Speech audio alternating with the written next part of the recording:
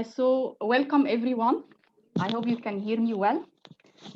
Today we are celebrating the first female leadership mentoring program we are doing as Africa, ELTA and EVE. And as presenting at conferences or professional events is one practice of teacher leadership in collaboration with Equal Voices in ELT, EVE Group. Africa ELTA is glad to have offered a leadership mentoring program to mentor 8 selected African female classroom teachers to become professional conference presenters. The selected participants received mentoring offered for 3 months. The aim of this mentoring was to equip them to become professional conference presenters in their local professional development events as well as on international platforms.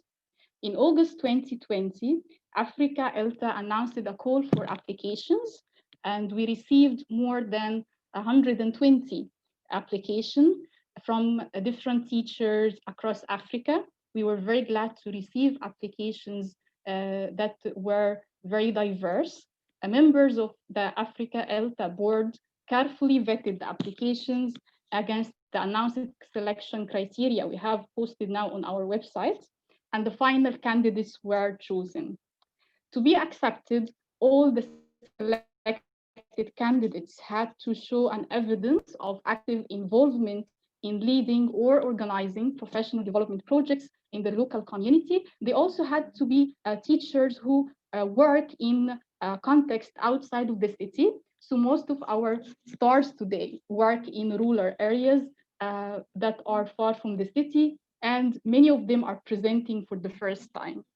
Upon their successful completion of the training demonstrated in their presentations today and tomorrow, our 8 mentees will become our stars and speakers, and they will be added to our list of webinar and conference speakers. The program today and tomorrow, in this program, we are going to have 8 teachers presenting about their teaching experiences and sharing with you some of the highlights and insights of their teaching in their particular context. We also have 4 speakers today and 4 tomorrow. So this is a total of 8. And I would like to thank very much everyone who was involved in the success of this program. First, our partners this program, EVE Group. Thanks to So and Fiona for being my mentors, my organizers, co-organizers in this program. We have worked together for 3 months with the same aim, sharing the same vision, and on that day we are celebrating. I'd also like to thank our mentors. We had 8 mentors, and I would like to share a slide of their names to recognize the effort that they have done and the work that they have exerted over these 3 months. 1 second. And our mentors are as diverse as our mentees. Thanks to Amanda, Brianna, Charlotte, Derder,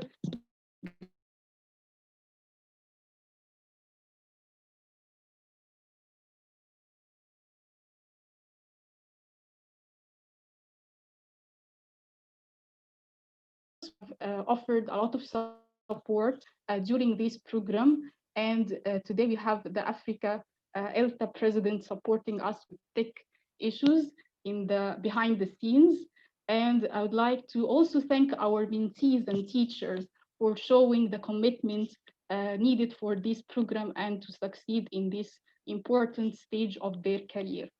I'm going to speak a lot today because you are here to listen to our amazing speakers. So I'm going now to leave the floor to a few words about this program before we start our first presentation. Well, thank you very much, Amira, and thank you to Africa ELTA for partnering with us on this journey. EVE encourages participation of female speakers and L2 speakers in conferences worldwide, and that's our mission.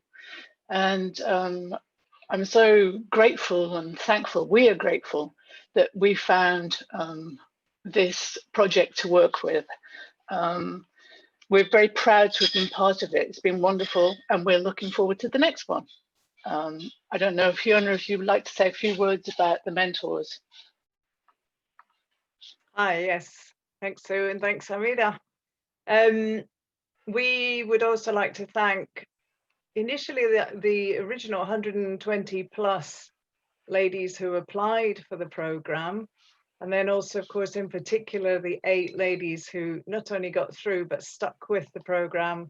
It's been running since early to mid-September now, so it's actually coming up for about 4 months. So well done for making it through, despite all the technical issues that you may have had on the way.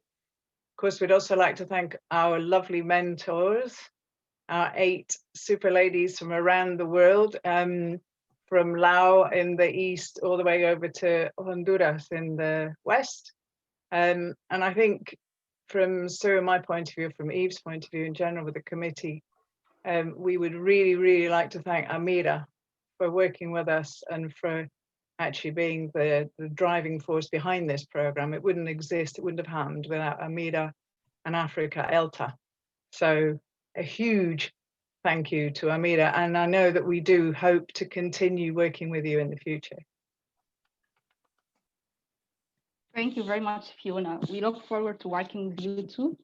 And just to stay on schedule, we are going to start right away with our first presentation.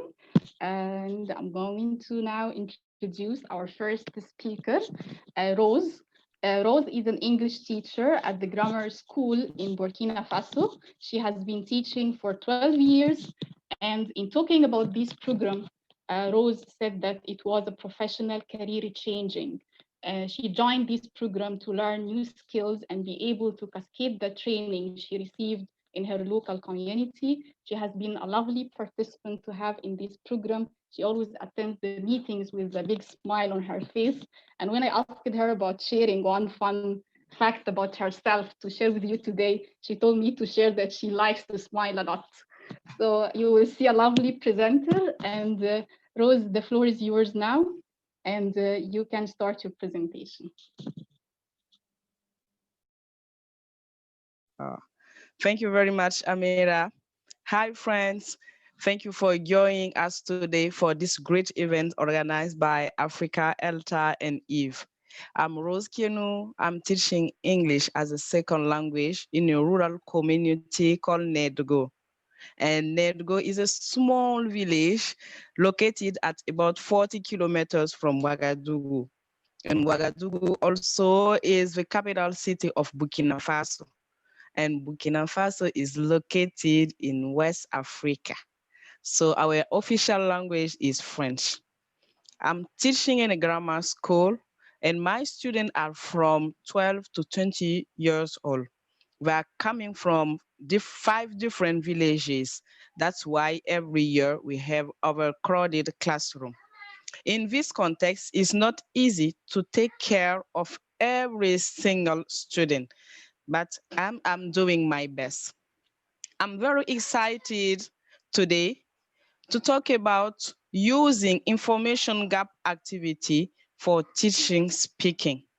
And I hope that by the end of my presentation, you will get some idea on how to teach speaking through information gap activity.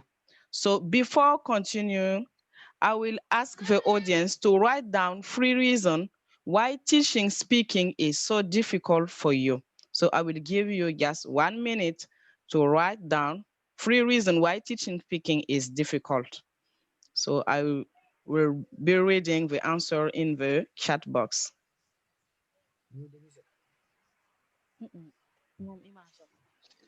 Okay, students are shy.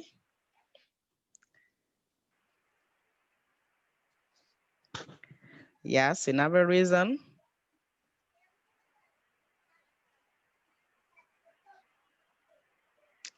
Okay, students don't have vocabulary.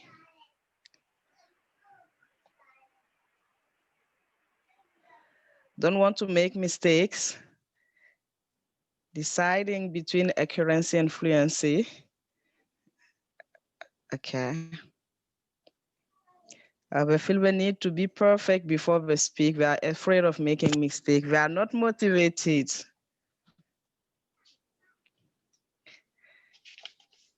We think we have nothing to say or are shy to speak a foreign language. Wow. Okay. Accent and pronunciation. Okay. So thank you very much. Why teaching speaking is so important? I'm really passionate about teaching speaking. And I have noticed that here in Burkina Faso, after some years of learning English, after spending some years in secondary school, I noticed that students are not able to express themselves in English. And I asked myself, why? I found that there are many reasons. As you share some of your reasons, I found that students are not given the opportunity to speak. And also, with the overcrowded classroom, it's not easy.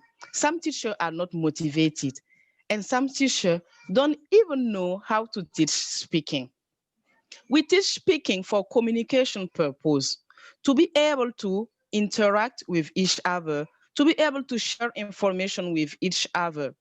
And as English is an international language, I can say that English is the key that opens the world.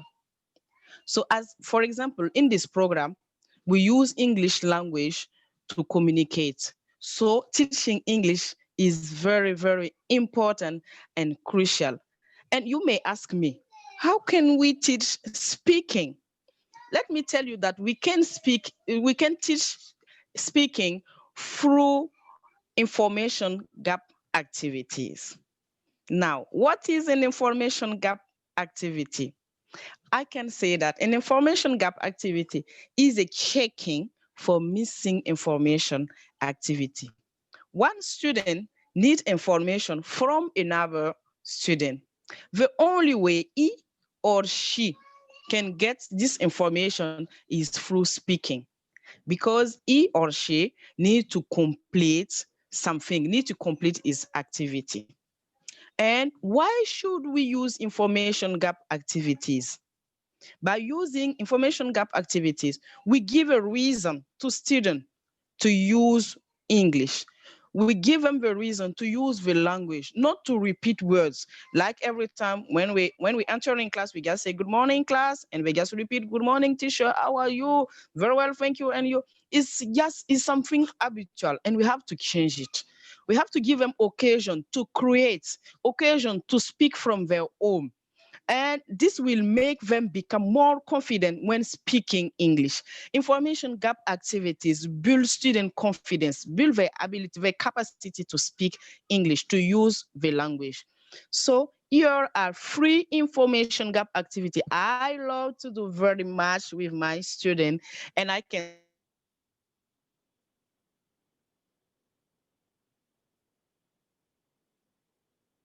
tell you that they love it. At the market. At the market, we have some sets. So let me tell you that it's a group work. The first step is that you have to reorganize your classroom into a market. So you have to organize your classroom into a market.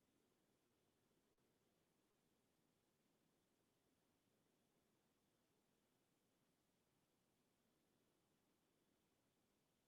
have the number of stores according the number of stores is according to the size of your classroom and the number of your students. You have to divide the student into group of 5. One shopkeeper and four shoppers. Okay, you can give them 20 minutes to practice. They go around and they found information needed or information to buy some items. You give them instruction of what they have to do. Yeah, maybe they can go and buy and look for the cheapest vegetable or the most expensive vegetable, and you can ask them how many bananas maybe can you buy with this amount. They go around the different stores to look for informations. And this also help them to use language with confidence in their daily shopping. Here, I've done it with my pupil. Here, I have my shoe keeper, Akim. Here he is our shoe keeper. Next slide, please.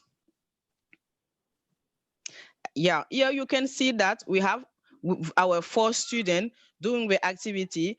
The student with orange S-class, her name is Sharifa. Sharifa is trying to get information from the shoe keeper. The storekeeper, Akim, were discussing, they're using the language they are speaking. You can see at the back also that there is another group there also looking for information, and they are going around to have the information. And when they get the right information, we create a kind of currency. Here you can see that they shake hands to say that they agree there is a consensus, and they are able to buy and to exchange also. Let me tell you a story about this activity. I did it before Christmas, and my students told me that, wow, they are going to ask their parents to give them money so that they can go to the market and look for an English-speaking storekeeper to try to apply it outside the classroom.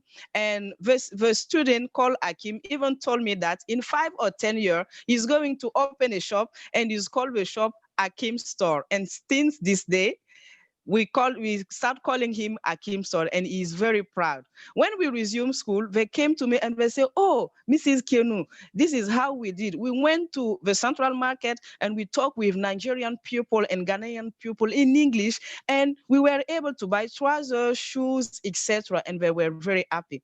And note that before this activity also, you have to provide them vocabulary related to the market. Okay, the next also activity is tense dictation. Yeah, as you can see, it's a pair work. The teachers give 2 different tests with blank to 2 different students per table. Student A goes first. He or she reads the test in order to help student B to complete. If student B doesn't catch well what student A is talking about, he or she can ask her or him to repeat again or to spell the words. That's help also to develop the listening skills and the pronunciation.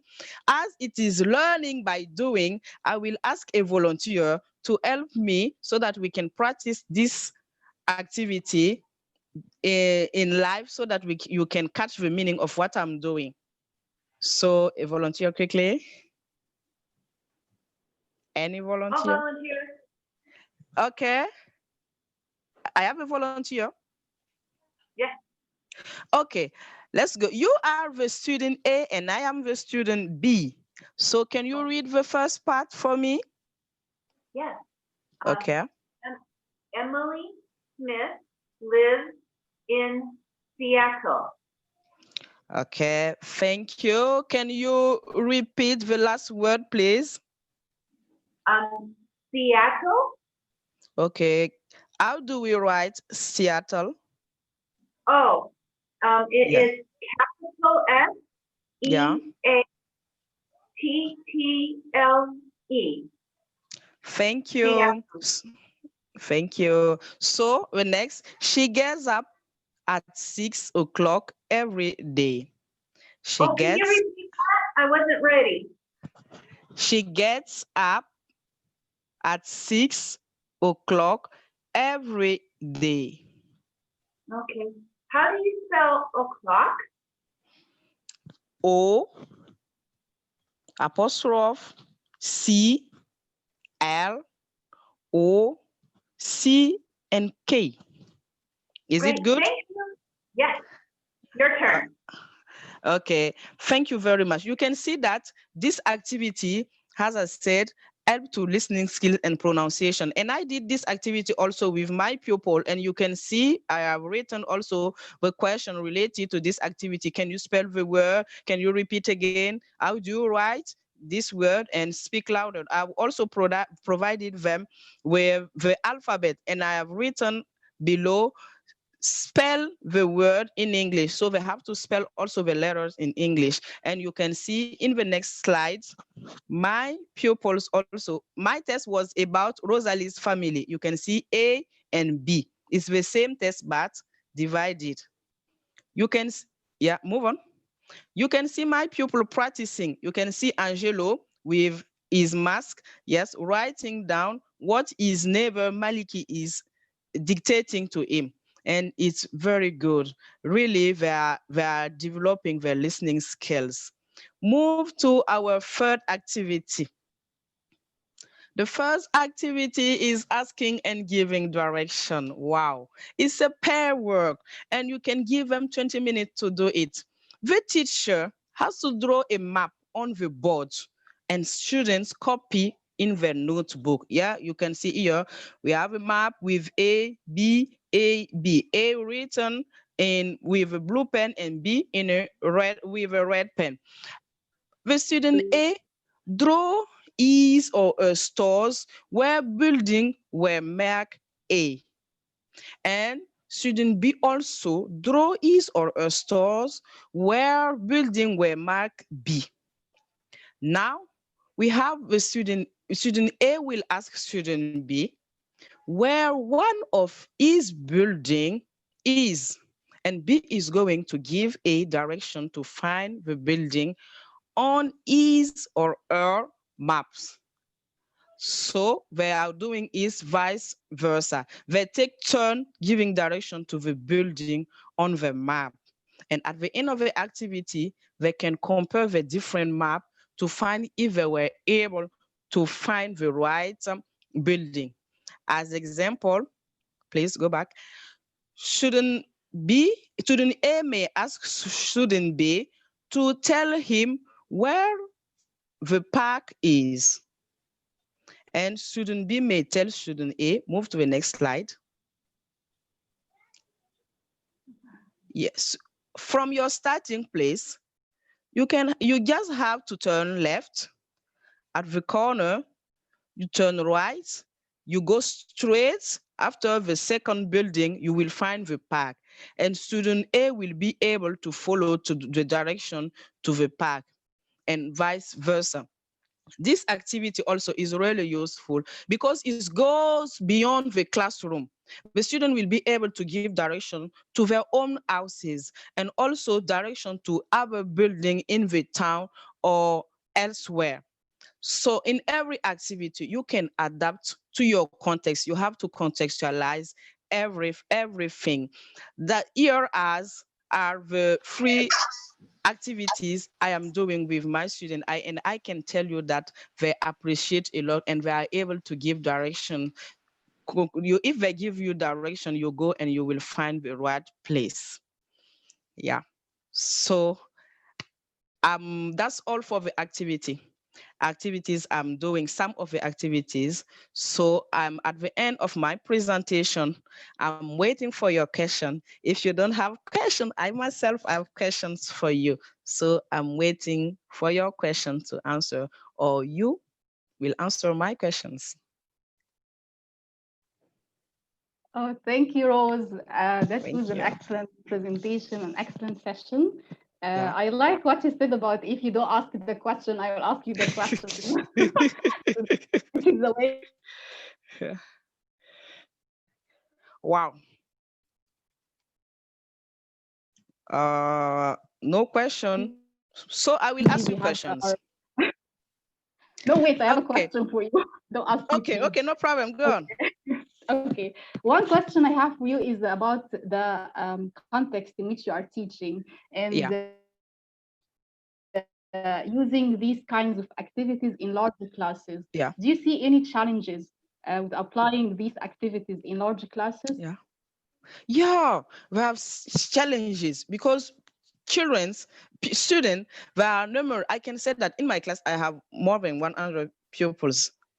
So it's not easy. But when I want to do at the market activity, I am doing, I try to organize to have more stores and more stores keepers and more shoppers also. So instead of making 10 shop and 10 shopkeepers, I can go to up to 20 or 25 in order to help them to speak, to practice speaking. And sometimes also I can divide this first group, this big first group will take 20 minutes to do the activity, and after the other one will take 20 minutes to do it.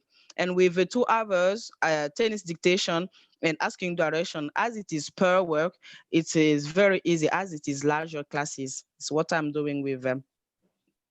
Yeah. Okay. Thank you, Rose. So I'm Thank looking you. at the Q&A box to see if we have questions. Okay. Okay. Someone asked how often do you do this activity? Okay. How often? Maybe in the month, I can do it twice. Maybe first activity will be at the market, and the second one maybe tennis dictation. It's not just the free activities. I have other activities I'm doing with them. Just I'm choosing just these free activities because we have to teach everything. We have grammar, vocabulary, etc. But the teaching picking, I can say, is taking in all these skills: listening, pronunciation, grammar, etc. So twice a month. Mhm. Yes. Okay. And do you think, Rose, that these activities are good for different age groups or only for young learners? No, it's not only for young learners. You must adapt these activities to the level of your students. For example, if the level is very good, you can just do the role play. You can just do the role play or debate or crossword is according to the level of your student. These activities also are good for beginners. Yeah, they can be, it will help them build their confidence. Yeah, they will be at ease speaking English. Yes, because most of students, like in speaking classes, usually they are shy or Yeah. intimidated. So Yes. doing these activities will help them a lot. Yeah. Okay. Someone is also asking if you can share with us other activities. So can you share your email address in the chat box Okay. so Okay. others Okay. At can the do? end, I've put it in the presentation. When I finish my question and answer session, I will let. Okay. So is it So all? yes, we don't have other questions. You can ask us questions.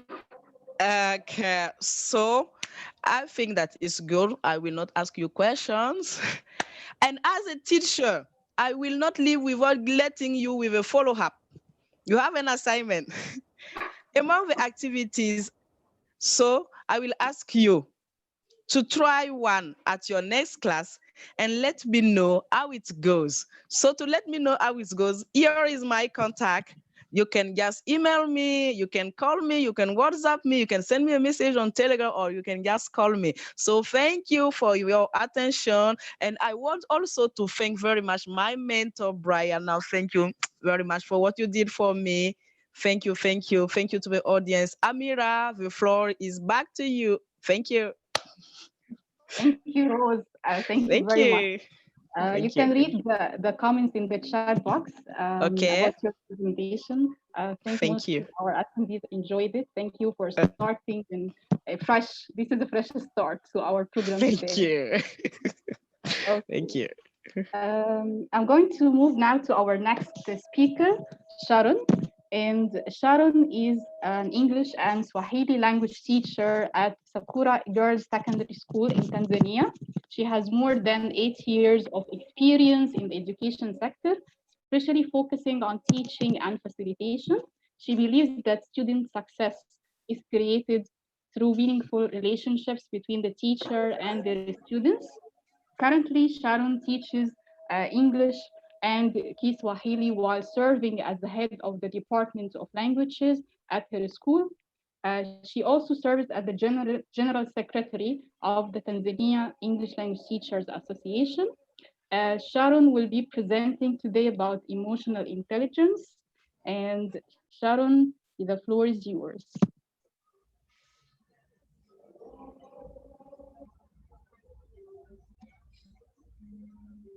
Okay.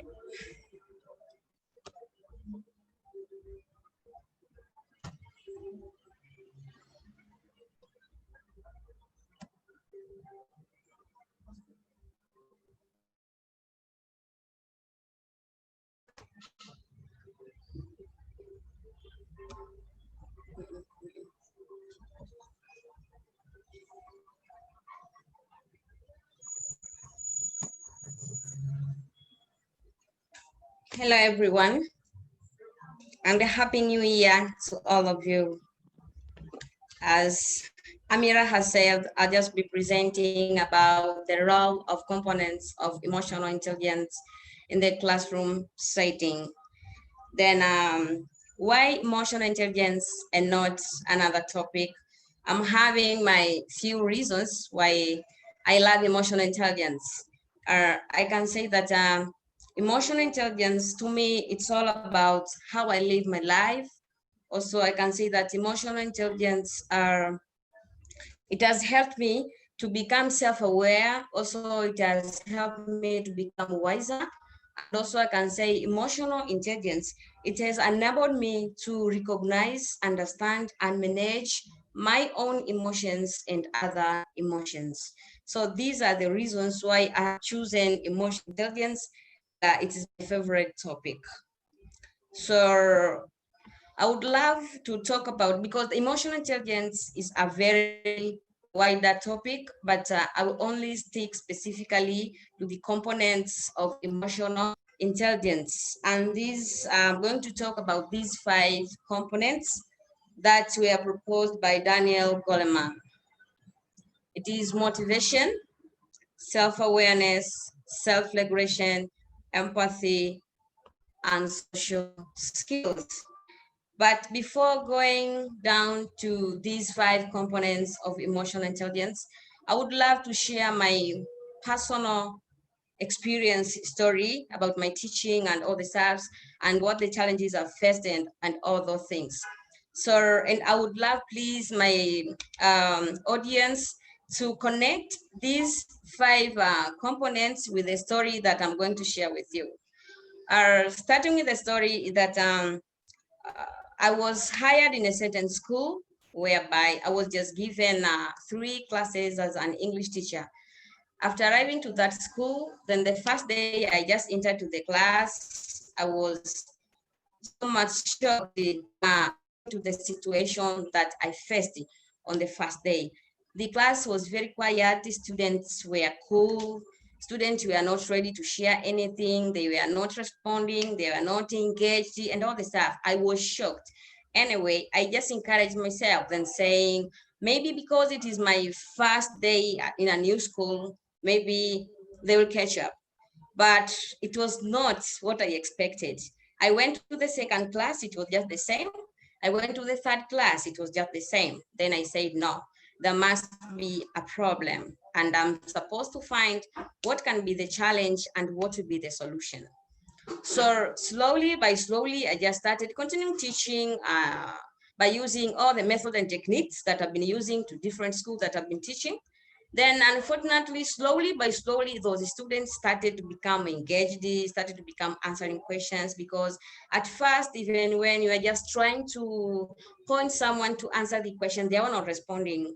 But currently, I can say that they were just starting raising hands and say. Then one day I just asked myself, why should I not ask these students? What's wrong? Why at first they were behaving in that way and now they are behaving in this way?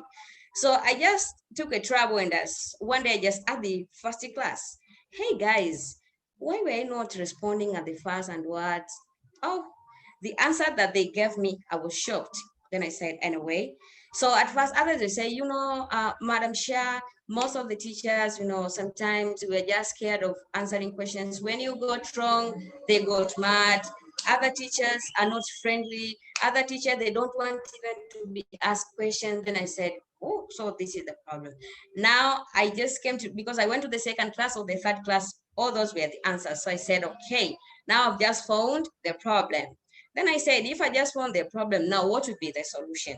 So can I end up with that story? I'll finish my story at the end of the presentation. Now, going back to my 5 components of emotional intelligence. The first one is motivation, self-awareness, self-regulation, empath, and social skills. I can say that these components proposed by Goleman, they are very, very important to we as teachers in our classroom settings. Now, after recognizing that there is a problem to the school, then I decided personally to to give out a facilitation and different trainings to the fellow teacher. Then I said, there must be a problem. Maybe we can share something a little bit, and then at the end of the day, we can recognize if the problem has stopped, or at least we have just tried to reduce the problem. So there are some few, in my first training, I just add them some few activities. What do you understand about emotions? Then I just thought of maybe we can share about emotions, because when a teacher is just reacting to the student, there must be a problem. Those are emotions. And then the second question, can you mention any of your emotion that you are having, whether it is positive or it is negative? So these are the few activities. And honestly speaking, these activities that I did with them, it brought out some good outcomes. And how do you control emotions in the classroom? For instance, I would wish my attendees to answer the third one. How do you control emotions in the classroom? We as teachers. I'll be reading to the chat box, please.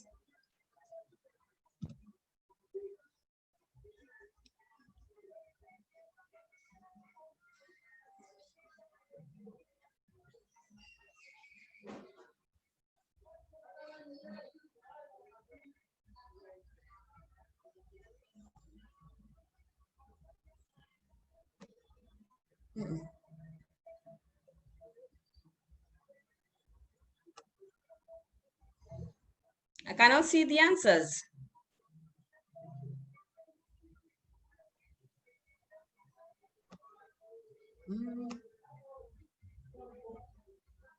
Amira? Yes, you can read the chat box. I cannot see the chat box. Can you help me? Yes, I can read for you. Okay, thank you. So someone said self-awareness and counting to 10. Someone else said, I keep calm and sometimes I drink some water. Keep personal problems out of the classroom. No verbal cues from students' faces, their reactions. Sudden silence. Use some jokes, humor, smile. Okay, thank you so much, my good attendees. So you can find that we as teachers, we're supposed to find different techniques, different activities that we can control our emotions in the classroom. And then can you arrange your emotion from the lowest to the highest and be sincere to yourself?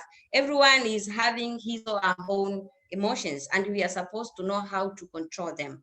So after this, I just gave them the activity to arrange the emotions, as we can see from the photo over there. So they just arranged the emotions. As you can find, sometimes other people, when they are so happy, when they are emotionally, they are happy. Others are surprised, embarrassed.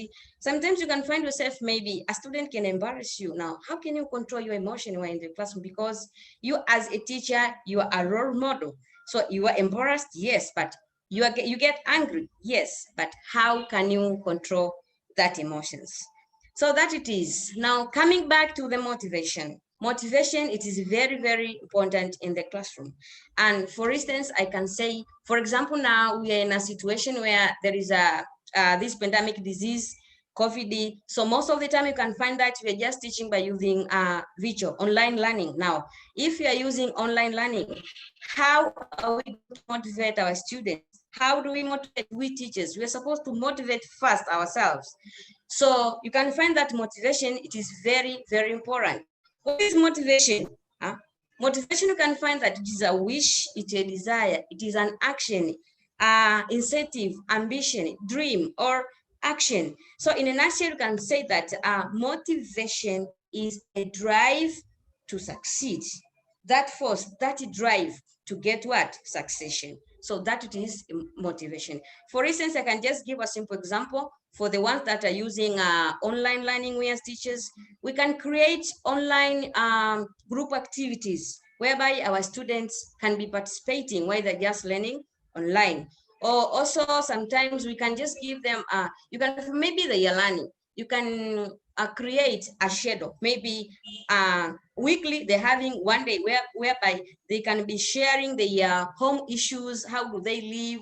How do they face the challenges of COVID? And what are the challenges that they are facing at home? It is very, very important. The second thing is self-awareness. Why self-awareness? I can say that self-awareness, knowing yourself. When you know yourself, meaning that you will know your weaknesses, you will know your strength, you will know your emotions, you know yourself. When I get angry, how am I supposed to behave, we as teachers? So self-awareness is very, very important because it is you understand yourself, you understand your strengths and weaknesses, and how do you appear to others? How do you appear to your students? So self-awareness, it is very, very important as a component of emotional intelligence. The second thing is self-regulation. I can say that self-regulation, I like it because it involves the whole of your body, your mind, your body, your spirit, your soul, and yourself. Now, your mind, your body, for instance, you should think before you act. Now that it is your body and your mind. You should think before you speak. We as teachers, sometimes we get angry. Of course, I agree and I understand. But after you get angry, how do you react? How do you talk to your students? Sometimes you should ask yourself, what am I going to speak? Is it meaningful? Is it necessary me to talk while I'm angry? No. Is it necessary? Is it very important to speak to my student while maybe I'm embarrassed? You can find that if you ask yourself first, if you think before you say, if you think before you do, it will be very, very important, and it will be very easy to control your emotions. So it's the ability to control yourself and think before you act. This is self-regulation. The fourth one, it is empathy. Why empathy? It is very, very important even to teach our students about empathy. Because when we say empathy, meaning that you take yourself, you take your students, you put both of you at the middle, then you create a bond. That bond, it will be easy you as a teacher to understand your student, even your student to understand you as a teacher. Because if you understand your student, meaning that if the student understands you, meaning that you have created a bond whereby the student will be free to you, not only sharing with you the maybe academic issues. Sometimes students are facing very difficult challenges, but because we don't have that bond, we don't have that empathy to our students, you can find that they can fail even to share other issues. I can just give examples now. During this COVID-19, we have terrible issues about our students, what they have faced at home, the domestic violence that they have been faced. So if we don't have that empathy, even those students, they won't be free to share with us. So we are supposed to put ourselves into our students' shoes. So if you put yourself into your students' shoes, it will be very easy for your students and you to connect together. So meaning that empathy, you see with the eyes of your students, you feel with the heart of your student, and you hear with the ears of your student. So this is empathy. We as teachers, it is very, very important to put yourself into our student shoes. Automatically, if you as a teacher, you put yourself into student shoes, even your student can put themselves into the teacher's shoes. And the last one, it is social emotion. I can say that social emotion skills, it is also very important. How do we communicate? How do we build the positive relationship between students, between teachers, in our community, in our society, with our parents, with everybody in our community? So if you know all this, you know motivation, you know self-awareness, you know self-regulation, then you are having empathy. It will be very, very easy for you to know how to communicate. Then you come up to the social emotion. You know how to control the emotions of yourself. You know how to appear to others. Now, I think you have connected these 5 components with the story that I gave you. Before winding up my presentation, I just want to share the last part of the story. Now, I just gave out like 3 facilitations. Then at the end of the day, one teacher followed me. Is a physics teacher, because most complaints, they were just coming from science teachers, that they were very harsh and all those types. So the science teacher followed me. Then he said, Madam Shah, thank you so much. You have helped me a lot. Then I said, how? He said, you know, at first, it is very true. I was very harsh in the classroom. I was the only one teaching in the classroom. I didn't want even a student to ask me a question. He was all those stuff. What about now? He said, you know, after sharing those about emotional intelligence, now I have tried my best to control my emotions in the classroom. Then I said, okay, thank you so much. I went back to the classroom. I just asked teachers. I just asked, sorry, my students. Then I said, hey, what about the teachings now? What about the teachers? Hey, then they said, you know what, miss, even that physics teacher, nowadays you can ask him questions and he can allow you to answer questions. Then I said, wow. So what I shared, it was good, and I've just found the positive fruits. Then I was so happy about the things that I shared. So that's why I said that sometimes you can find that people are just reacting, but they're just missing something a little. When you share with them all those, we call them little things, you can find that they are becoming good people, they're becoming good persons. So sharing is true, is caring. So winding up, I can say that these areas of emotional intelligence, the 5 components that I've shared, they are having the inner and outer what? When we say inner what? Self-awareness, knowing yourself. Self-regulation, you control yourself, your body, your mind, your spirit, and your soul. You think before you say. You think before you act. You motivate yourself. If you motivate yourself, then it will be very easy and very easy to motivate your student. Then the outer what? How do you express the empathy? It's not only to your student, even to your fellow teachers. How do you express your empathy? Now, and then another outer word, it is social skills. How do you share? How do you create the health relationship? Because it's not about only the relationship, but the health relationship with everyone. How do you communicate? How do you appear to others? So it is very, very important. Then after saying so, I can say that this could be all these, if you can be able to use all these 5 components, that is motivation, self-regulation, self-awareness, empathy, and social skills, then it will be very easy to succeed. It will be very easy to be succeed in everything that you are doing. It will be very easy to communicate with people. It will be very easy to tackle the challenges that you are facing, maybe to your school, to the community. It will be very easy, and it will be positive to people. Saying so, I can say thank you. Thank you so much for listening, and thank you so much for engaging. I'm here waiting for good questions. Thank you, Sharon, for the inspiring presentation. The topic is very timely because now we are during tough times, and we have to acknowledge these facts inside our classes as well. So thank you for raising awareness about this important topic now. And we had a question in the chat box from someone, I think it was at the beginning of the presentation, asking about what kind of emotions that you were asking teachers to try to control. But I think you answered this during your presentation. So I would like you to talk more to us about the importance of involving your students in the process. So you said that you asked them for their feedback at the end, and you found it was very helpful for them. So can you talk to us about the importance of involving your students in discovering these issues?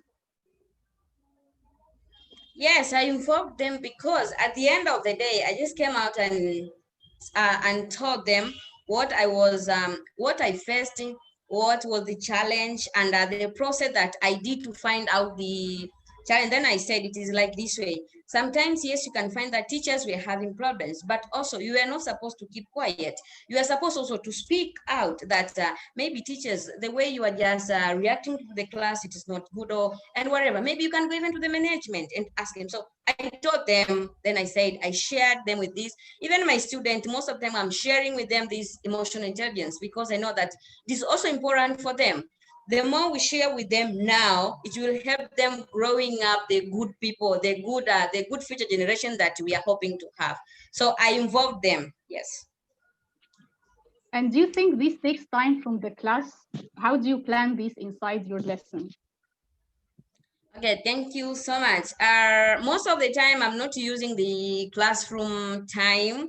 I'm having the club. It is called, the school that I'm teaching is a girls only club, girls only school. So we are having our club whereby we talk a lot of stuff, a lot of issues, the challenges they are facing, everything that we are having. So that is the club that I used to tell and share with them all the stuff that they are going up, and they are very, very free to talk.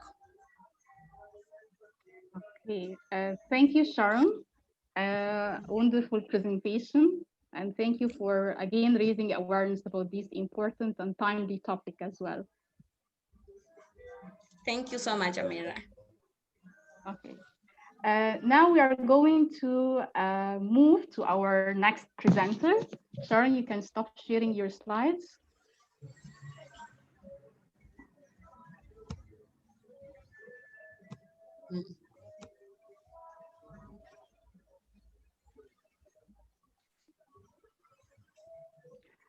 Okay, our next presenter is Geraldine. Geraldine is a teacher at a primary school in Kenya. She has been teaching for 30 years in Kenya, and it was a pleasure having her with us in our program.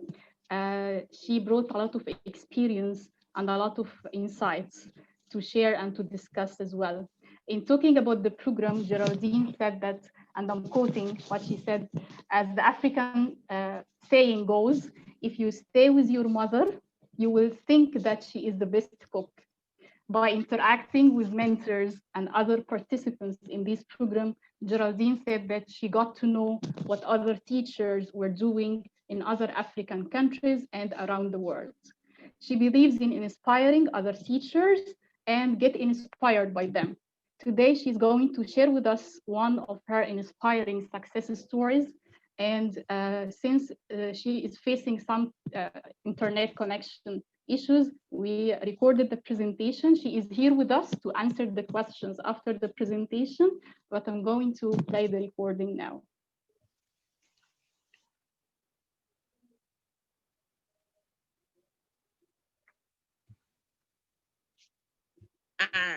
Yes, you can start now.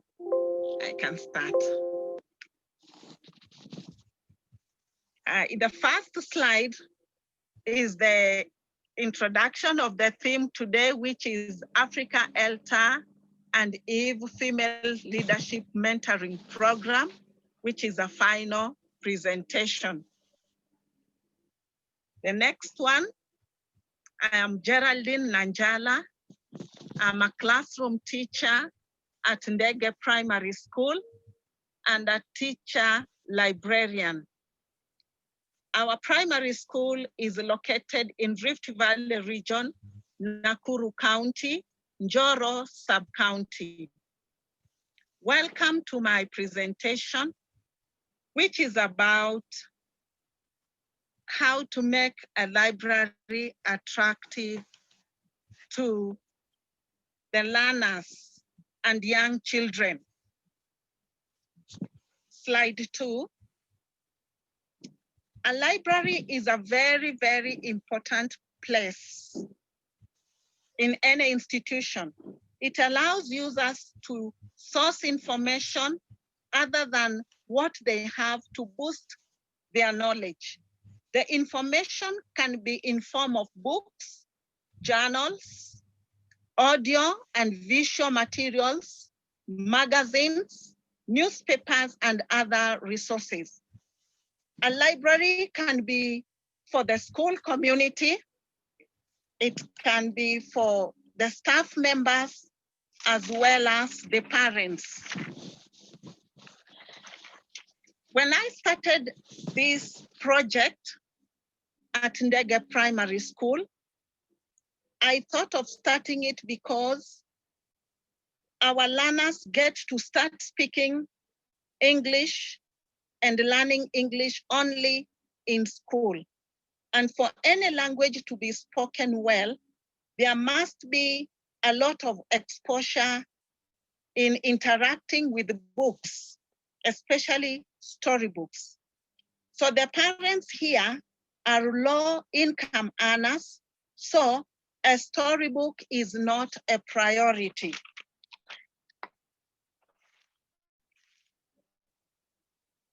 A library is a very important place. It allows users to source information other than what they have to boost their knowledge. The information can be in form of books, journals, audiovisual materials, magazines, newspapers, and other resources. A school library's main aim is to support school programs in order to promote education. So the children who use the library are from grade 1 up to grade 8, that is 6 years up to 14 years. Other users are pre-primary 1 and pre-primary 2, that is age 3 up to age 5, who come with their teachers. Parents and teachers also use this library. They use it for enjoyment, for recreation, and for relaxation. The next slide.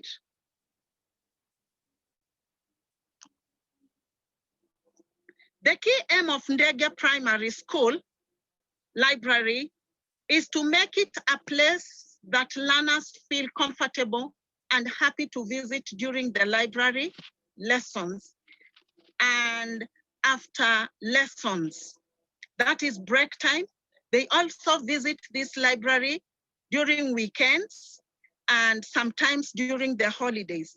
To do this, one of our key principles is to begin introducing them to familiar books, meaning those written by Kenyan authors, for more importantly and motivating are those with names that belong to their tribes. For example, the book written by Patrick Kamau, that is The Frog, is a book, it's a name that is shared by very many learners in my school, Kamau.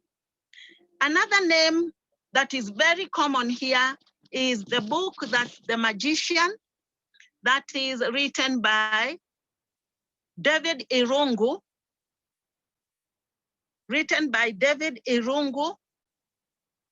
the powerful magician.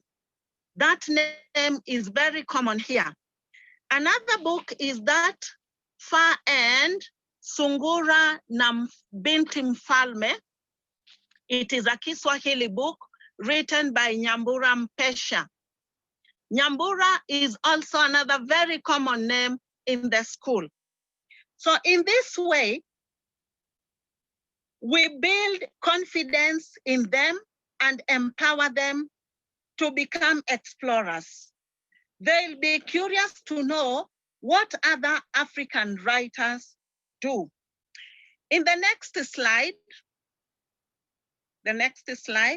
a very tall man. You see in this slide a book by Cornelius Gulere and Catherine.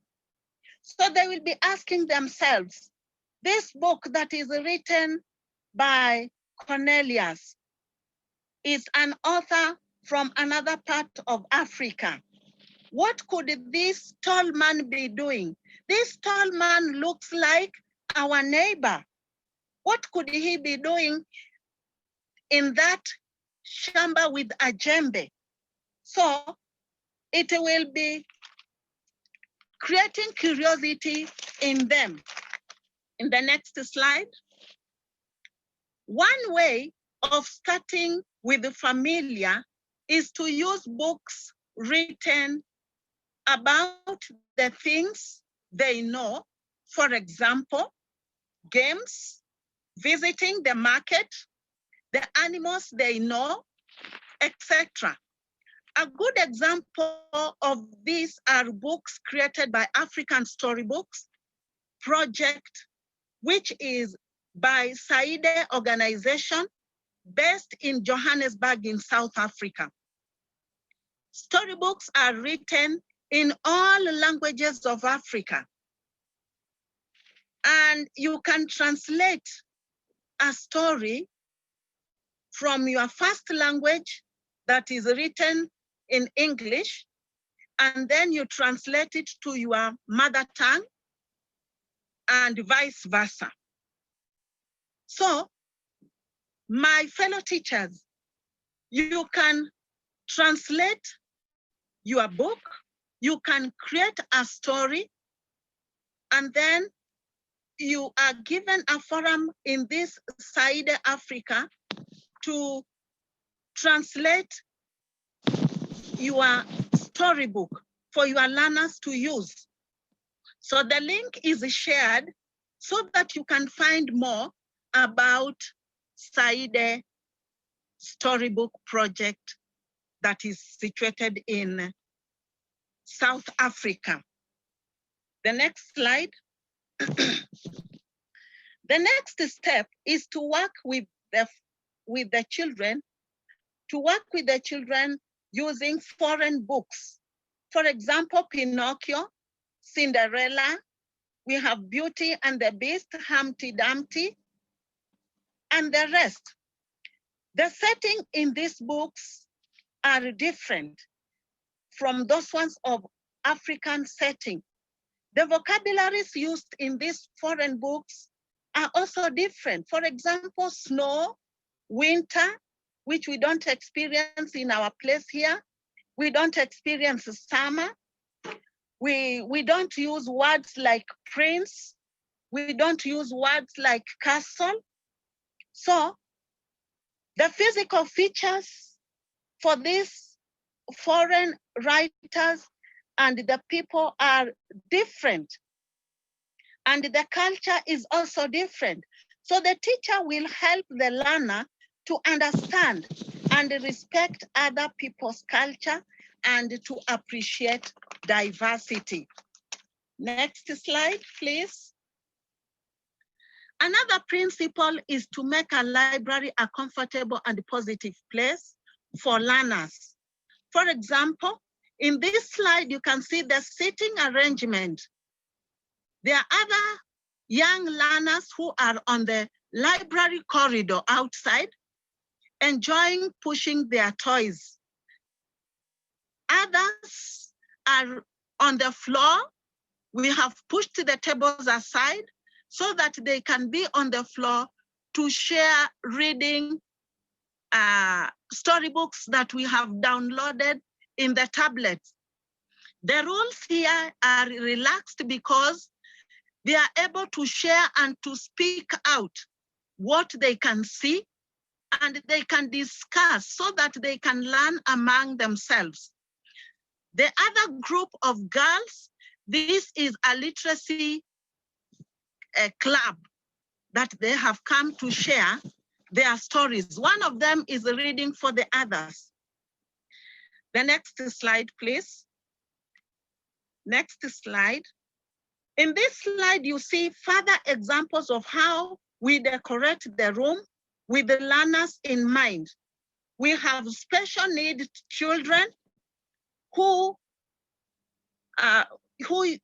draw, and they also paint, and they also use toys. They also have puppets in this library so that they can also be part and parcel of other students to enjoy. It is possible also to see how we started our library. The green box down there was our second library. Our first one was a carton box. This second one is a metal box so that the mites do not eat our books. And then we developed to a library. In this library, we have 6 tables that are used by the students. To enable this to happen, we had to use our friends who are British schools in Netherlands, the students have Project Africa to help learners in need. We also have a partner school in Britain called Little Bollington, C of E. We have also our friends, Nairobi University students through Rotaract Club. And since charity begins at home, we have become members of Kenya National Library Association. I'm a member of the International Literacy Association, and very lately, my lovely mentor, Sarah Massa, brought us books, sent us books, storybooks all the way from Vienna. The next slide, please. In this slide, you can see our Ndege library where we build the literacy skills of our learners for life. There are students there, 2 girls who have come to borrow books and they are ready to take them home. So with the above, your learners can never want to miss a library lesson. So to sum up, the next slide. To sum up, my fellow lovely teachers who are listening to me today, I would like to encourage you to start a library in your place. It is very simple, from a carton box to a room. And this one has taken years, from 2012 up to now. And to make it possible, you make the space attractive and different from the regular classroom arrangement, and to start from known to unknown. Next slide. Thank you very much, my fellow teachers. I now welcome you to ask me any question. Thank you.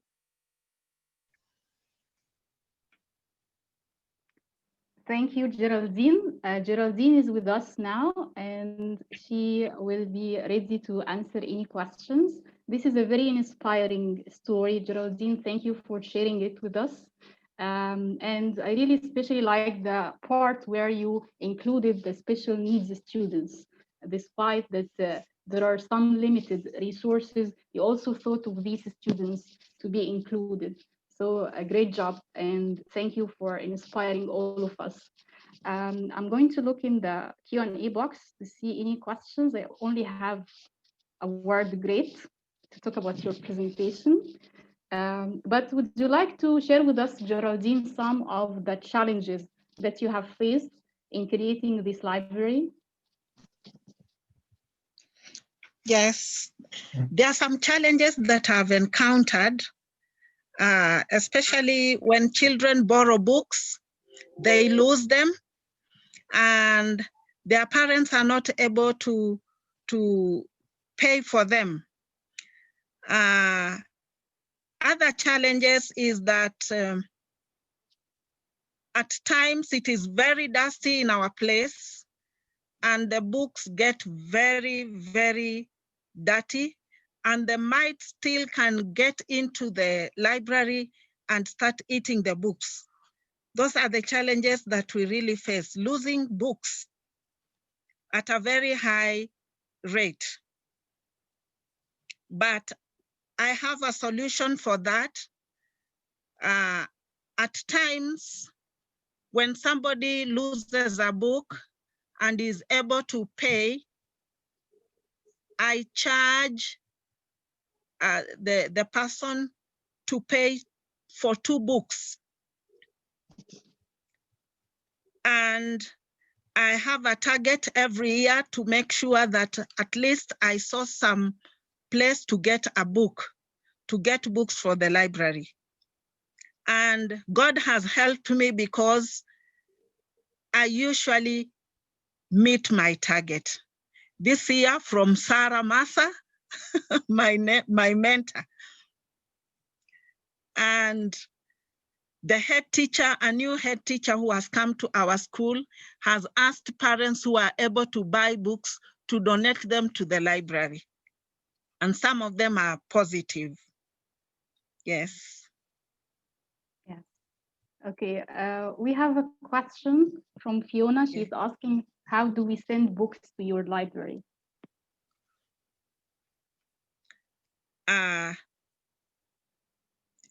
It can be shipped the way Sarah did. She posted them. The problem is that there are charges from the post office where the tax is very high. That is the only way we can get those books, through post office. Yes. Yeah, if you can type your email address in the chat box, so those who are interested can get in touch with you. And it's very inspiring to start a local library, encourage students to read beyond the classroom, and do it in such a creative way as well. So thank you, Geraldine, for inspiring us. Welcome. Okay. Okay, we are doing good with time. Our last presenter today, but not the least, of course, is Olive. Olive is a teacher from Côte d'Ivoire. She is, I would say, the youngest teacher we have in the program. Olive has a lot of passion for professional development, for improving her skills as a teacher. She said in talking about this program, and I'm quoting what she said in her application, that one of the biggest challenges I faced in my job is that of gender. How to work well being a woman among so many men in the field. In applying for this program, I wanted to show that women are deserving of opportunities, and I wanted to get my voice heard. So today we are going to hear Olive's voice, and I'm looking forward to your presentation, Olive, and I'm sure you're going to do a great job. Marjorie, your mentor, is kindly helping you with sharing the slides, so thank you, Marjorie, for this as well. And the floor is yours, Olive. Can you open your mic? Because you are muted. Good. Can you hear me? Yes. Okay, let's start. Okay. Good afternoon, everybody. I want to greet my mentors and the different mentors. Okay, thank you for coming for this presentation. I am Nguessan Ago Joël Olive from Côte d'Ivoire, especially West Africa. So I come from a small city, which is Mbayako, and I teach in the school of Collège Assa, and I have from 55 to 60 students a class, and I have 5 groups of students. So the students have between 10 to 20 years old, and our country, we have native languages, French and English at school. So at school, we try to speak English because Côte d'Ivoire is a French-speaking country. So thank you. For the next slide, can we start? Good. So today's presentation is about integrating traditional teaching method and value in the student learning process. So for this presentation, I have 3 parts. The first part is traditional teaching method and value. The second part is about integrating these values into students' learning process. And the final part is, what is the impact on student education? So for the next slide, let's move on. Good. Okay, for the first part, traditional teaching method in and value. We talk about traditional, we have communalism. And for the communalism was the social education, the community work. The social education is what the education in the society, what in the how in the society the student, the person or the child have to be educated. So in our area, the student are okay, they are in the rural area. So to be educated, they have a different value that they have in their own culture. And also we have also community work. So they work in the community, they work together.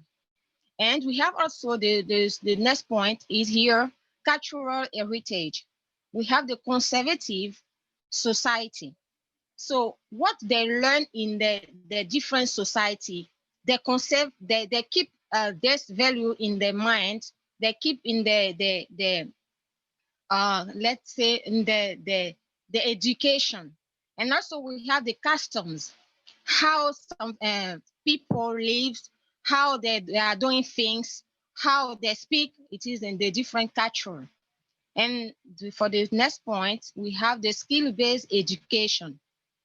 The skills-based education, we know in our academic school, we have the learning skills. The learning skills, we have the speaking, reading, listening, and the writing. And also we talk about the traditional technology. Here we no need of the internet, WhatsApp, but the traditional, how in the tradition they had to do things. So they do things traditionally. They don't need any technology about internet or WhatsApp. So for the next slide, good. So they say integrating them, the values that they learn in the community, when they learn in the village, or I can say that, how to integrating them in the learning process. So I use some games. Example, we have the pair work, the cultural exchange. Means that when you look at the photo, this photo, we have two students. They are happy to share about the culture. Okay, they work together, they work in pairs. This activity help them to be involved on it, and they have to share their culture. And so also we the student make brochure with information about their local tradition. So when it comes to the class, this brochure means that we have to make this brochure to know about the culture, how they live, the food, what are the different culture that they have to know about another. So they have to know, and they exchange this paper to know about the culture of others. This is very interesting game to them, and they enjoy to participate. And for the next slides, please.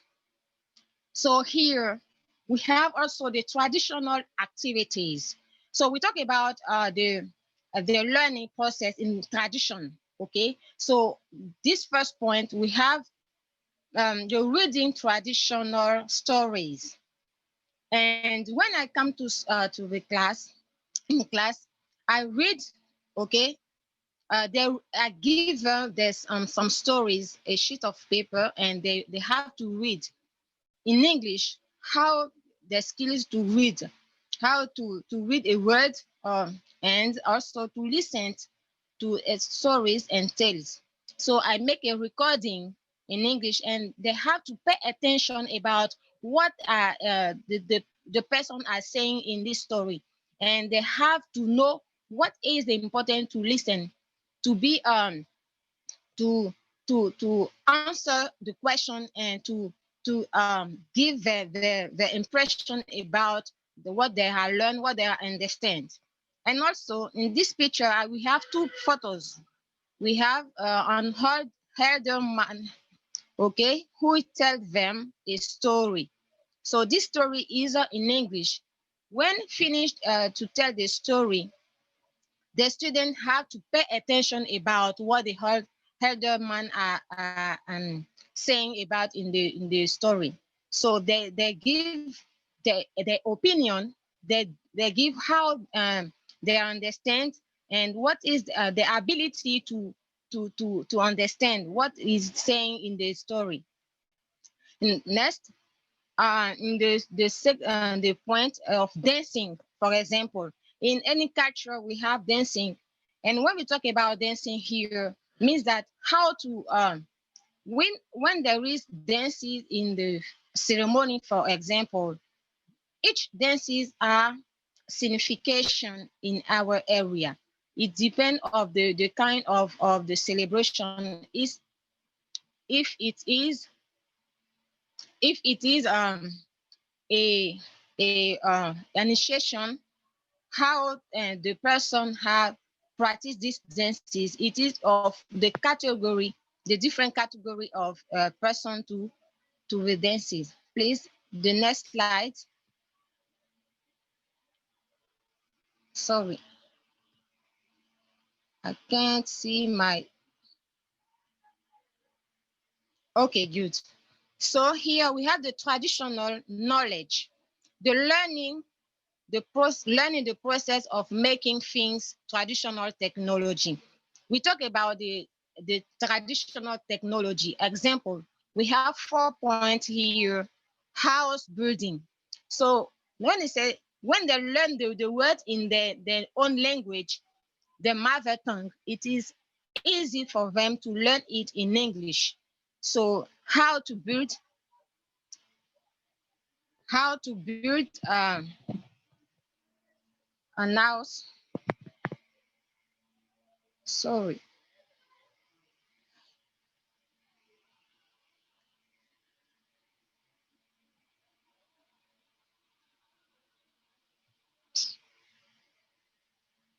Okay, sorry, connection problem. So how to build an house? They have to know the word in the mother tongue. And when they come to the class, they say that, okay, today we are going to talk about house. So they know the word in English. And fishing, how to go to fish. So this is important because in the village they go to fish. So when they learn the different tools that we use to fish, so when they in the during classes they are able to know the words. And also we say farming. So when you go, they say that when I present them a tool, they say that this is a who. They know the word in the language. So they can say, ah, madam, this is a topo. Or I say that topo is uh, is the mother tongue. Is the mother tongue. So I said that it is a who. So they are able to know the word among the tradition for what they are learned first. And hunting again is one when they said how to set a trap in the mother tongue. They know the words in English, and this is helpful for them to study, to know words, to learn words in we use our vocabulary to explain them the different words that they have to do. So for the next slide, good. So when we talk about traditional methods, we have learned all this. So what is the impact on the student education? We have traditional education enable to acquire a variety of skills and make them productive at school and in the communities. So we have the stressless atmosphere for learning in the classroom. So when they are able to do things by themselves, when they have class, it is easy for them to participate and they are motivated to speak in English because they said that, okay, English it's not our mother tongue because it is very difficult. And I say you can learn English by your own culture if you have to learn. So it creates here a stressless atmosphere. And we have also the academic skills. So we had the speaking. When they have to participate, they speak, they have to read and to listen and to write again. When we started the writing, they can write a letter, okay, for the parents when they know the words in English. And for students learn to work together.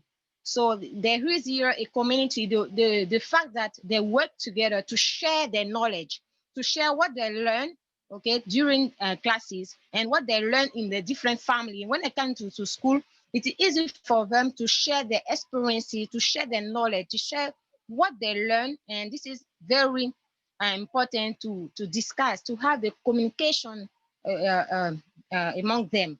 This is very important. So when those are ashamed, but when they have this activity, they are easy, self-confidence to do things. So we have also the students share values and learn from the others. Okay, all this activity is to know more about your friends, know about another person, so they know how to respect a person. Then they have a unheard person. They said, "How this person is hurt, so I have to give him or her a respect." And there are tolerance among them when they have to beg to be easy to do things. And also there are productivity. So this picture, this photo means that when I give her the tools to make a brochure, they are self-confident to do things by themselves. So they are productivity, and they are also autonomy. They are autonomy, so they don't need another person to help them to do things. So there is this ability to do things by themselves, and they do researches about another culture, so they are able to learn more about what they want to learn. So this create this responsibility to know things, to do things by themselves and by the others, by their friends, and to work together. This is the impact in the learning process, the education. So for the next slide, okay, it's finished. Okay, thank you. So this is all for my presentation. So I think that this is very good for you. So thank you for coming. So we have got a few minutes for some questions. If you have questions about anything you want to know about this method, so I'm ready to answer your question. So you can email me or send me some messages to to know more about our culture. So thank you for coming. So thank you for listening to me. And I have also take time to thank Marjorie, and she is very a good person in this presentation, because it's not easy to speak. So thank you, Amira, and the others mentors. Thank you. So I'm waiting for the questions. Thank you, Olive, for the great presentation. I really like your integration of culture and languages in your class, because in Africa we are multilingual and multicultural context. So integrating this richness of culture and languages inside our classroom is also very important. As you said, from your experience, it was motivating for your students as well. Um, so I hope you can read the chat box to see the positive comments from the audience. There is a question from Veriana about, have you ever used traditional games for teaching? Yes, I use the traditional games for teaching. So when we use traditional games for teaching, the students are involved on it, and they are motivated. They say, oh, this is very important. So they talk about my culture. So they are happy to integrate this game. this is very, and they are attractive to know about this game. And when they want to come to school, they say, oh, today or tomorrow we have games, so they come to participate. This is very important to practice this in our classes. So thank you. Okay, there is another question. Have you ever faced any resistance in terms of using English to talk about local culture? Yes, I use English. I use English because I like English.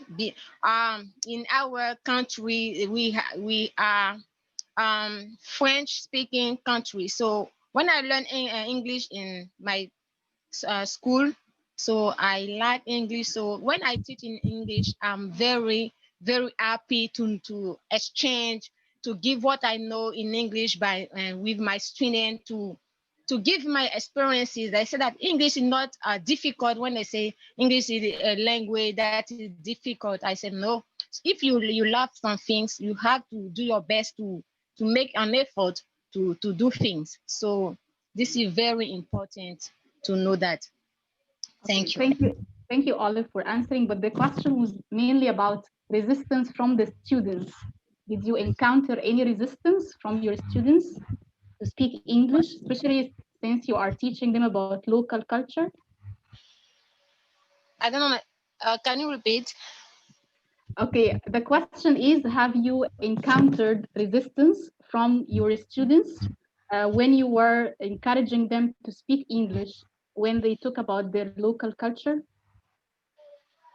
No. I give them advices. I said that English is very important in the world. When they learn English, then they learn English. English can give them some opportunities to go around the world.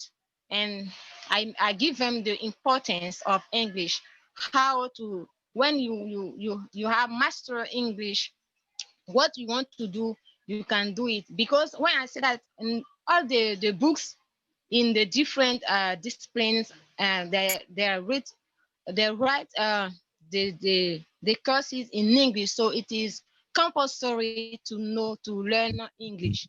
So I give them all the advice to try to speak in English. They don't be ashamed to speak. Okay. Thank you, Olive. I'm checking the Q&A box to see if we have more questions. Um, there is a question about the students' needs. Do you have different needs for your different classes? Or you think that maybe like all your students have the same needs? What needs do you think are in there for your students in your classes? Please, can you repeat? Okay, the question is, I'm going to read it as is. Did you do any needs analysis to design these activities? Did you ask your students about their interests before designing the activities? Okay, it depends on the lesson that we have to do in this session. So I prepare myself because I know I'm a different student. So I prepare the words, and when I come to school, I draw, okay, some things in the board, and I say that, what is that? And when they try to answer the question, okay, I say, this is they answer the question in French. And I said that when we say this in French, in English we say that. Example, when I say, oh, madam, this is maison, I say, okay, maison, it is French, but in English we say house. So when I draw this in on the board, they are able to participate, to integrate it in their mind. This is what I do in my different classes. Okay. Interesting. Yes. So you had to observe your students to adapt your lessons and design them. Yeah. Okay. Well, thank you very much, Olive, for the inspiring presentation. Excellent job. And thank you, Marjorie, for sharing the slides and supporting Olive. Thank you to all our mentors today and tomorrow. Tomorrow, we are going to also meet again at the same time to have 4 other presenters talking about their teaching experiences in their local context and sharing more inspiring stories, I believe.